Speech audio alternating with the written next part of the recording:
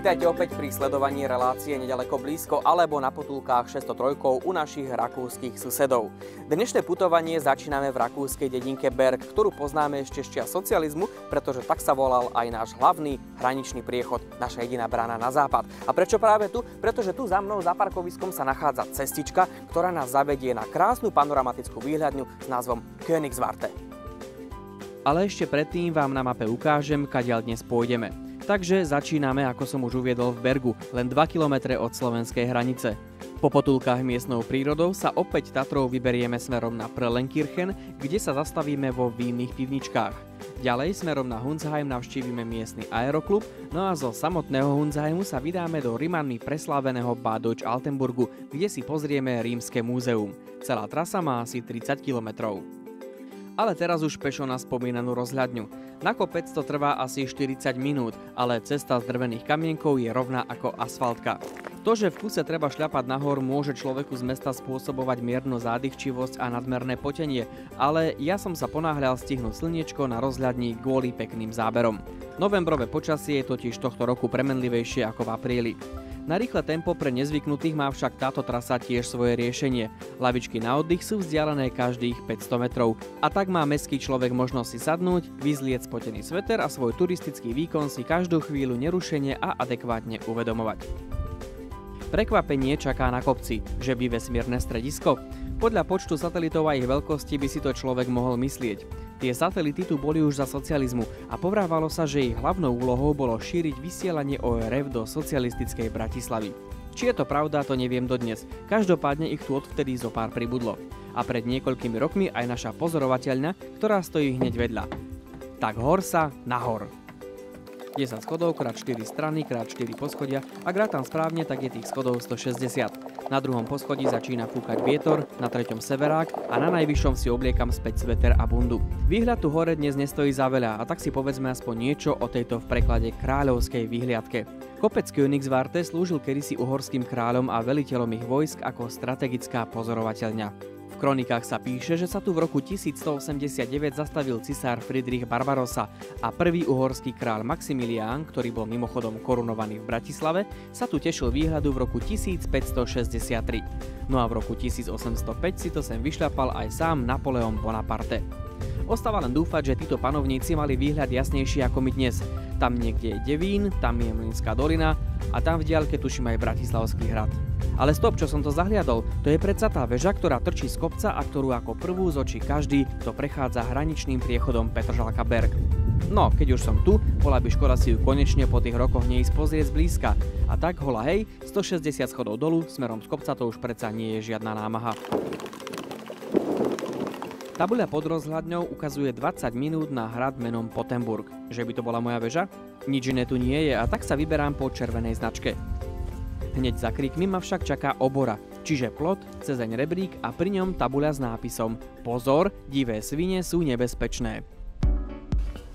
Celý kopec Königswarte od Bergu až po Wolfstal je vo vnútri oplotený ako rezervácia pre divú zver.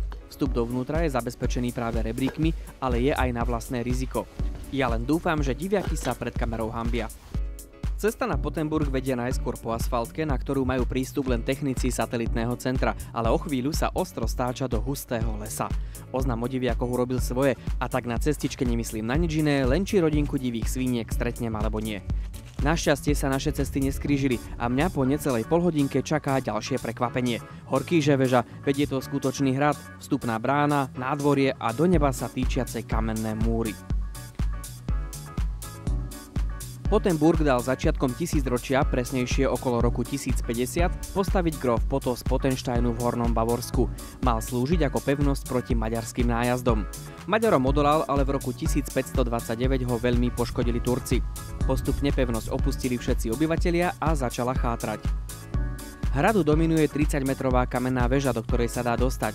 Na prízemí je miestnosť s gotickou klenbou s lomeným oblúkom. V múroch sú zúžené strielne a na vyššie poschodia vedie kamenné schodisko.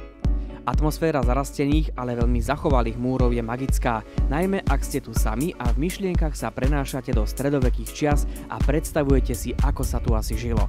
Kopec nebol zarastený, prešporok bol za ťažko prekonateľným Dunajom, rytieri tu museli znášať chlad aj hlad, Nie ako dnes, za 10 minút ste pohodlne doma vo svojom paneláku. Ale nie, my sa ešte domov nevraciame. Ideme späť do dedinky Berg, kde nás čaká naša Tatra a opäť slniečko. A to je dobre, pretože ďalšia zastávka sú prelenkirchenské vínne pivničky. Z dedinky Berg pokračujeme ďalej za slnkom. Napravo nás lemujú oranžové vinice, naľavo veterné vrtule. Prechádzame cez dedinku Edelštál a hneď za ňou, za zakrutou v kopci, nás čaká šík malebných malých domčekov.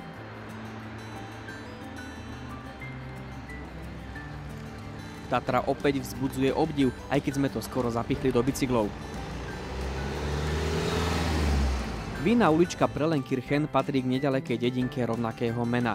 Tieto malé domčeky tu stoja už niekoľko storočí. Už v 18. ich tu bolo viac ako 50. V ich vnútri dozrieva víno z okolitých vrškov vinárskeho regiónu Carnuntum, ktorý je charakterizovaný skalnatými stepmi, suchou trávou a suchým panónskym podnebím. Taká klíma je pre vinice ideálna. Systém funguje nasledovne. Spoločensky aktívnych je tu asi 10 vinárov a tí si delia viechový harmonogram. Jednoduchšie povedané, každý týždeň od soboty do piatku má pivničku pre verejnosť otvorenú niekto iný. Bolo by to naozaj antihospodárne a priam do krachu vedúce, keby mali stále otvorené všetci. Takto si rok dopredu naplánujú, kto bude mať kedy službu, dajú vytlačiť kalendár a je to. My sme natrafili na pivnicu Johana Brandla a predstavte si, čo nám povedal. Vraj polovica jeho zákazníkov sú Slováci. No, nečudo, keď si za ženu zobral dievča zo Slovenska. Ako nám prezradil, pivnicu a samozrejme aj vinice vlastní jeho rodina viac ako 100 rokov. Pestuje zelený veltín a modrú frankovku a otváracie hodiny na ňo vychádzajú každý 5. týždeň. Sezóna tu je od začiatku januára do 20. decembra a teda sa takmer nikdy nestane, že by ste našli všetky pivnice zatvorené. Kým slovenskí cyklisti a študenti popíjajú vínko na lavičkách, vo vnútri sa jedlom a zlatým mokom posilňujú členovia turistického klubu z Heimburgu. Gesund bleiben, zostať zdravý, je ich turistické heslo a vidno, že sa ho držia v každom smere. Ani ich Dunčo nezostal po túre z Heimburgu vyhľadovaný. Ja som si víno ako šofér musel odpustiť, ale samozrejme, že 2 fľašky putovali do kufra Tatrovky a tá s nimi opäť ďalej po Hradskej. So 603 spolu prechádzame materskú dedinu Prelenkirchen a nasledujeme červené tabule s označením vinárskeho regiónu Carnuntum. Nasmerované máme do Hunsheimu, čo je dedinka pod kopcom Spitzenberg. A Spitzenberg je aj názov športového letiska, ktoré tu funguje už 90 rokov. Častokrát, keď som chodil okolo, som videl nad týmto kopcom krúžiť paraglidistov, ale aj vetrone. A tak sa zastavujem u Ikara, ktorý vstyčuje svoje krídla k oblohe. Páni piloti amatéri práve otvárajú svoj hangár. Tiež doteraz čakali, ako to dopadne s počasím. Obloha je však jasná a ich železné vtáky sa dnes budú na modrom nebi krásne blízkať. Spitzenberg je kolískou rakúskeho plachtenia. Prvé lety sa tu uskutočnili už v roku 1924 a o 10 rokov neskôr tu otvorili leteckú školu, vraví Wolfgang Oppelmayr, vedúci leteckého klubu. Hovorí, že vďaka Dunaju a týmto pahorkom, ktoré sú prvými kopčekmi Karpát, je pohľad z hora naozaj očarujúci. A prezradil nám aj zo pár zaujímavostí z histórie. Tak voľakedy, keď ešte nepoznali vysielačky, sa väža dorozumievala s pilotmi pomocou vlajok. A o ťahaní vetroňov na nebo pomocou motorových lietadiel v minulosti tiež nechyrovali. Hore na kopci natiahli silní muži na obrovský prak gumené lano, doňho zahákli lietadlo a vystrelili ho na oblohu ako cvok z gumipušky. Nuž, to iste nebolo nič pre padavky. Pán Wolfgang mi ukázal aj hangár so starými vetroňmi, dokonca tam bola jeden drevený z 20. rokov. A posťažoval sa, že záujemcov o tento krásny šport je čoraz menej. Ikarové túžby dnes u mladých chlapcov nahrádza PlayStation a krásne lietadlá musia udržiavať v chode ich starí otcovia. Ďakujeme za prehliadku, pán Wolfgang, a kto vie, možno po zhliadnutí tejto relácie si k vám nájdu cestu mladí dobrodruhovia zo Slovenska. A ešte jeden tip, aj tu je recepčná Slovenka, volá sa Katarína, takže jazykových problémov sa báť netreba.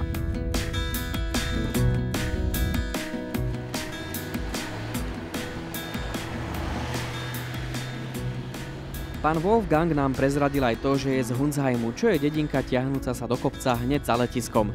Mňa v nej zaujalo hospodárstvo, ktoré sa nachádza na jej samom konci. Je to síce obyčajný majer, ale tie múry by mu mohol závidieť hodzaký hrad. A navyše, vo vnútri nie je žiadny palác, ale opäť vysoká väža. A tu je historka, ktorú nám pán Oppelmayr prezradil. Na tomto hospodárstve sa v minulosti sústreďovala úroda z okolitého kraja a preto bolo často terčom vpádov Turkov. V snahe zachrániť si svoje životy obyvatelia Hunsheimu vybudovali túto väžu, ktorá však nemá žiadne dvere. Vliesť do nej sa dalo len po vysokom rebríku zhora, potom sa rebrík vytiahol a ľudia čakali, kým Turci nezmizli.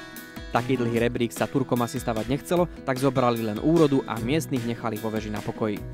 Touto peknou historkou sa s Hunsheimom lúčime, aby sme sa vydali do našej ďalšej destinácie, a to je mestečko pri Dunaji Bad Deutsch-Altenburg. Altenburg bol voľakedy akýmsi sesterským mestečkom Mošor-Maďarováru. Najskôr sa obe mestá volali v preklade iba Starý hrad.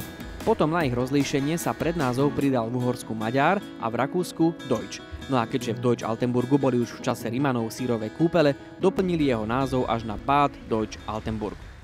Toto mestečko je len naskok od Heimburgu a ja mám na ňom najradšej jeho dunajské nábrežie. Človek sa tu cíti ako pri mori. S riekou sa tu kontaktujú mladí aj starí, každý po svojom. Veľký park vedúci do centra je okrášlený fragmentami rímskej architektúry a tak pri prechádzke v ňom aj neznalec histórie pochopí, že sa nachádza na výnimočnom mieste. Dokonca v ňom môžete stretnúť na vychádzke aj mačku s veveričím chvostom. Túto oblasť južne od Dunaja osídlili Rimania pred 2000 rokmi, bola to hranica ich veľkej ríše. Preto sa sem sústreďovala pozornosť archeológov už v 19. storočí. Pozrite to dunajské rameno, ako som sa záberom presne trafil do starej pohľadnice. V roku 1885 sa spoločnosť priateľov Carnunta rozhodla vybudovať v Altenburgu múzeum, určené na sústredenie nálezov z tejto oblasti. Budovu, postavenú v štýle rímskej vily, otvoril v roku 1904 sám cisár František Józef, ktorého socha sa nachádza na konci parku pred vchodom do múzea. Dnes sa múzeum Carnuntinum môže pochváliť predmetmi zo 400-ročného rímskeho osídlenia Carnunta. Od starých gombíkov cez 2000-ročné lyžičky, ale môžete tu nájsť aj mramorovú sošku, ktorá 2000 ročia ležala na dne jednej studne. Na toto veľké múzeum si treba dopriať naozaj dostatok času, aby si človek mohol všetko pekne prečítať, a samozrejme, že aj v slovenčine. No a kto má rád modernejšiu históriu, napríklad barok, ten s nami môže na budúce prebrodiť Dunaj do 10 km vzdialeného Schlosshofu. Slnečné počasie nám síce nevydržalo až do konca, ale to vôbec nevadí, pretože sme za tento krásny deň stihli toho až. No a na budúce sa s našou 603 vyberieme smerom na sever do oblasti Marchfeld, čiže na Moravské polia. Dovidenia opäť o 2 týždne.